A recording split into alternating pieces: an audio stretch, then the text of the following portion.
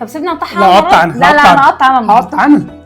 خلاص. وهنعمل صينيه مكرونه بالبشاميل. حدوته. بص على النار، هنحط فيها شويه زيت، نحط عليها بصله مفرومه ونشوح، ورق لورا وحبهان وقرفه عيدان، وننزل بنص كيلو لحمه مفرومه.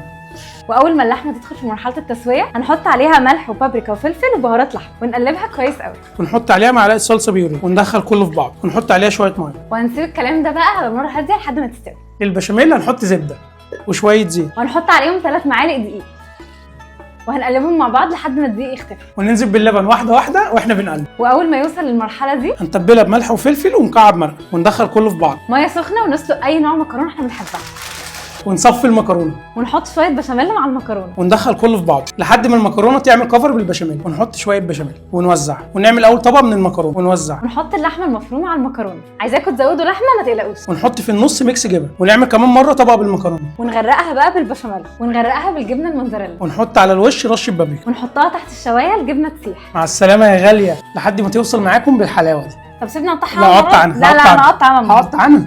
خلاص الريحه مش طبيعيه. وبس كده يا سيدي، كل اللي عليك تعمل سيف للحلقه دي، وتاكد انك عامل لي فول على الانستجرام عشان في دلع جاي. سلام.